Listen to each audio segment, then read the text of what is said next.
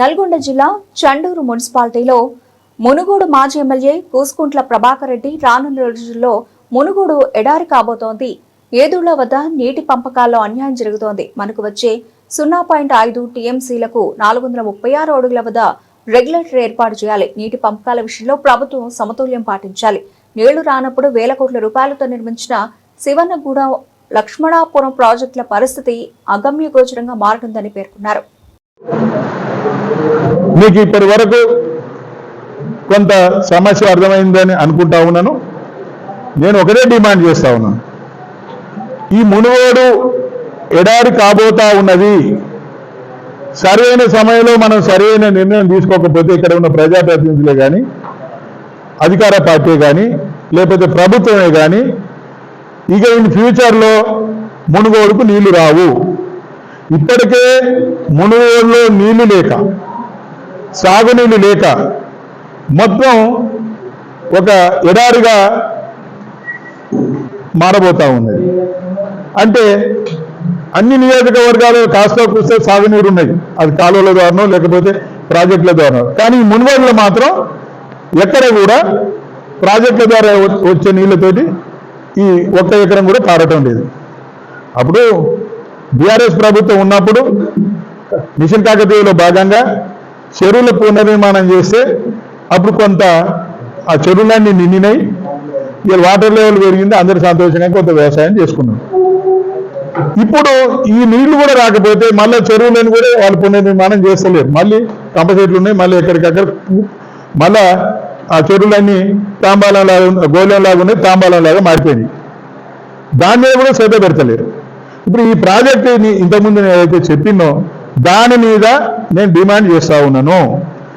ఇప్పుడు ఉన్న ప్రస్తుత ఎమ్మెల్యే ఏమైంది అంటే, చిన్న ఎగ్జాంపుల్ చెప్తా.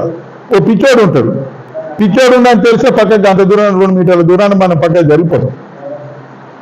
అట్లాగనే ఆ పిచ్చోడి చేత రాయి ఉందని తెలిసిందనుకో, రాయి పట్టుకుంటే ఇంకా 4 మీటర్ల దూరం పోతాం. కానీ ఇప్పుడు ఏమైందంటే ఈ పిచ్చోడు, ఈ గోపాల్ అనే పిచ్చోడి చేతిలో మునుగోడును పెట్టినాం. ఇక వీడు ఎటు సుడుతుండో ఏం చేస్తుండో అర్థం కాని పరిస్థితిలో ఉన్నది. మునుగోడు అభివృద్ధి అగమ్య గోచరంగా ఉన్నది. మాట్లాడితే నేను మునుగోడుని అభివృద్ధి చేస్తా, నిధులు తెస్తా, వగైరా అని మాట్లాడుతూ ఉన్నాడు. అసలు విషయం ఇది. నీళ్ళు తీసుకురావయా, ఈ నీళ్ళ గురించి పూర్తిగా ఒక ప్రతిపాదనను ప్రభుత్వం నుంచి ఒక జీవో ఇప్పియి, న్యాయం జరిగే విధంగా సమలెవెల్లో నీళ్ళు వచ్చే విధంగా చూడు. లేకపోతే నాగార్జున సాగర్కు ఎట్లయితే కుడి కాల్మకు నీళ్లు అధికంగా పోతా ఉన్నాయో, ఎడమకాలకు నీళ్లు ఎట్లయితే తక్కువ వచ్చి ఈ ప్రాంత ప్రజలంతా ఇబ్బంది పడతా ఉన్నారో, రేపు సేమ్ అదే జరగబోతా ఉన్నది. ఇటువంటి తెలిసి కూడా మనం తెలియనట్టుంటే ఇక అన్యాయం జరగకపోతే ఎట్లా ఉంటుంది? అందుకనే మీ ద్వారా డిమాండ్ చేస్తా ఉన్నాను ఇక్కడ ఉన్న ఎమ్మెల్యేని, అయ్యా నీకు మంత్రి పదవి వస్తుంది, ఆ ప్రయత్నం చేసుకో. కానీ ఈ విషయంలో నీ యొక్క ప్రయత్నం ఏంటి చెప్పు. ఈ విషయంలో 3 నెలలు అవుతుంది జీవో వచ్చి, ఇవాళ సిఈ మీద ప్రెషర్ చేస్తూ ఉన్నారు. నువ్వు పంపండి, ఈ లెవెల్ పంపండి అని నాకు సమాచారం ఉన్నది. మరి అది పోయిన తర్వాత మనం చేసేది ఏముంది? అందుకని అక్కడ మిషన్ తెచ్చిపెట్టి కూడా పనులు ఇంకా మొదలు కాలేదు. మన చేతిలో ఉంది, ఇప్పుడు ప్రభుత్వం చేతిలో ఉంది. ఒక్కసారి పోయి నీకు చేతులు ఎత్తి దండం పెడతా ఉన్నాం, ముఖ్యమంత్రి దగ్గరికి పోయి ఈ లెవెల్స్ను డిసైడ్ చేయించాలని నీకు చేతులు ఎత్తి దండం పెడుతున్నాం మునుగోడు ప్రజల తరఫున. ఎందుకంటే రిక్వెస్ట్ చేస్తా ఉన్నాను, ఎమ్మెల్యే కాబట్టి, పార్టీలు ఎవరైనా మాకు ఈ మునుగోడు ఈ గడ్డ మీద పెట్టిన బిడలం కాబట్టి ప్రజలుగా మేము కూడా ఆ నీళ్ళతోటి లబ్ధి పొందుతాం కాబట్టి, ఈ ప్రాంత ప్రజలు అందరూ సంతోషంగా ఉంటారు కాబట్టి, ఈ ప్రాంత ప్రజల సంతోషం కొరకు నీకు నేను చేతులెత్తి నీకు దండం పెడతా ఉన్నాను. నీవు సంబంధిత మంత్రి దగ్గరికి వెళ్తావా, లేకపోతే సీఎం దగ్గరికి వెళ్తావా?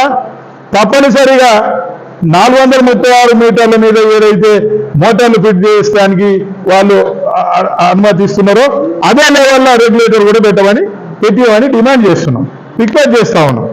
ఒకవేళ లేకపోతే నువ్వు పట్టించుకోకపోతే ఇదే తెలంగాణ సాధించుకున్న వాళ్ళం.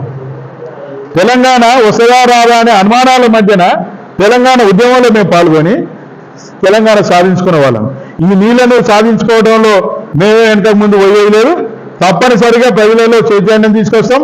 ఇక్కడ ఏ విధంగా ప్రజలను చైతన్యపరచాలన్న పరుస్తాం. తప్పనిసరిగా ప్రభుత్వం మీద ఒత్తిడి తీసుకొస్తాం. అవసరమైతే నువ్వు వీళ్ళని కలగకపోతే మేమే పోయి సీఎం గారి దృష్టికి తీసుకొచ్చి సమస్యకు పరిష్కారం తీసుకొస్తాం. తీసుకొచ్చేంత వరకు మేము విశ్రమించేది లేదు, నిద్రపోయేది లేదు. తెలంగాణ కొరకు ఎట్లయితే కొట్లాడినామో తెచ్చుకున్న తెలంగాణలో ఇవాళ మీ ప్రభుత్వంలో మీ నాయకత్వంలో అన్యాయం జరుగుతూ ఉంటే ఊరుకోవడానికి సిద్ధంగా లేము. అదేవిధంగా విశ్వ ప్రయత్నం చేసైనా ఉద్యమాలు చేసైనా తప్పనిసరిగా ఆ నీళ్లు తీసుకొచ్చి ఈ మునుగోడు ప్రజల కాళ్ళు కడిగి, ఎందుకంటే ఆ ప్రాజెక్టు మొదలుపెట్టింది నేను అప్పుడు ఎమ్మెల్యే ఉన్నా మొదలుపెట్టినా. నాకున్న ప్రేమ నీకు ఉండదు. ఈ మునుగోడు మీద లేదు ప్రేమ నీకు, మునుగోడు ప్రజల మీద లేదు. చెప్పేది ఒకటి, చేసేది ఒకటి, అన్ని అబద్ధాలు, పొద్దున్న లేసి అబద్ధాలు. ఏమంటే మునుగోడు నేను అభివృద్ధి కొరకే నేను చేస్తున్నా. మునుగోడు అభివృద్ధికి నోసుకోలేదట.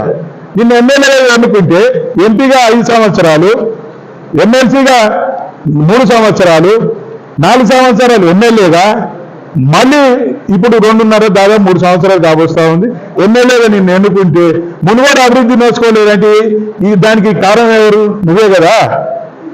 ఇవాళ మునుగోడుకు ఇవాళ నిన్ను ఎమ్మెల్యేగా ఎన్నుకోవడమే ఈ మునుగోడుకు దరిద్రం పట్టింది. తప్పుదనం. ఈ మునుగోడుకు నిన్ను ఎమ్మెల్యేగా ఎన్నుకోవడం తప్పుదనం జరిగింది. నువ్వు ఎంతసేపు నీ కాంట్రాక్టర్ కొరకు, నీ మంత్రి పదవి కొరకు, నీ స్వలాభం కొరకు ప్రయత్నిస్తున్నావు, కానీ ఈ ప్రాంత అభివృద్ధి కొరకు ఎక్కడ ప్రయత్నించేది లేదు. నువ్వు ఎమ్మెల్యే అయిన తర్వాత ₹1 నిధులు కూడా తీసుకురాలేదు. అప్పుడు మేము తెచ్చిన నిధులు కూడా ఖర్చు చేయలేకపోతావు. ఏమనంటే నేను రాజీనామా చేస్తే వచ్చినాయి అంటావు. నేను అంత ప్రభుత్వాన్ని అంతా తీసుకొచ్చి మునుగోడులో పెట్టినట్టావు. అయ్యా, ఉప ఎన్నికలలో నేను ఈ కాంట్రాక్ట్ కొరకు రాజీనామా చేస్తే 18,000 కోట్ల కాంట్రాక్ట్ కొరకు అవకాశం వస్తే ప్రజలు నన్ను ఎమ్మెల్యే గెలిపిస్తే మంత్రివర్గాన్ని అంతా, సంబంధిత మంత్రులను, సంబంధిత అధికారులను మొత్తం మునుగోడు తీసుకొచ్చి వాళ్లకు నచ్చజెప్పి ఒప్పించి ఈ మునుగోడుకు 570 కోట్ల రూపాయల నిధులు తీసుకొచ్చి ఆడ 100 పడకల ఆసుపత్రి కానీ, ఇలా రెవెన్యూ డివిజన్ కానీ, లేకపోతే గట్టుపల్లి మండలం కానీ, ఇవన్నీ కూడా నేను చేసినాను. అంతకుముందే నేను చౌటుపల్లి మున్సిపాలిటీ చేసినాను, చౌటుపల్లి రెవెన్యూ డివిజన్ చేసినాను. ప్రతి గ్రామాన్ని నేను కొన్ని గ్రామాలను, చిన్న గ్రామాలను గ్రామ పంచాయతీలో చేసినాం. కానీ నువ్వు చేసింది ఏదో చెప్పు. నువ్వు చేసేది ఏంటంటే అప్పుడు మేము నిర్మాణం చేసి పనుల కొరకు నిర్మాణం చేసిన ఏదైతే స్టాచ్యూస్ ఉన్నాయో అన్ని కూడగొట్టిస్తున్నావు అంతే. అప్పుడు మేము చేసిన పనులకు ఇలా నువ్వు కత్తెర పెట్టి కత్తిరిస్తా ఉన్నావు. నీ పేరు చెప్పు, కానీ పనులు కావాలి మాకు. ఏమైనా ఆ నిధులన్నీ ఎందుకు ఖర్చు పెడతలేవు? మునుగోడు ఎందుకు అభివృద్ధి నోసుకోలేదు? దాన్ని నిధులు ఉన్న తర్వాత అభివృద్ధికి ఎందుకు నోసుకోలేదు? నీ పుణ్యమే కదా, నీ వల్లనే కదా. నువ్వు దాని మీద కాన్సన్ట్రేషన్ పెడితే తప్పనిసరిగా ఆ నిధులు ఖర్చు చేసుకోవచ్చు. ఆ నిధులు ఖర్చు చేస్తే మునుగోడు అభివృద్ధి అవుతుంది. దాని మీద నీకు శ్రద్ధ లేకపోయా. లేస్తే మంత్రి కాంట్రాక్ట్ అంతే తప్ప నువ్వు చేసింది ఏం లేదు. అందుకనే నిన్న డిమాండ్ చేస్తూ ఉన్నాము, రిక్వెస్ట్ చేస్తూ ఉన్నాము, ముందుగా ఈ నీళ్ళ విషయం తెలుసు, ప్రభుత్వం దగ్గరికి వెళ్ళకపోతే మేము రిక్వెస్ట్ చేస్తున్నాం. మేమే ఊరుకోం. తప్పనిసరిగా మేము ఏ పద్ధతిలో పోవాలనో ఆ పద్ధతిలో పోతాం. ఈ ప్రాంతానికి నీళ్ళు తీసుకొచ్చి ఆ నీళ్ళతోటి ఈ ప్రాంత ప్రజల కాలు కడిగి రుణం తీసుకుంటామని మీ ద్వారా తెలియజేస్తాం.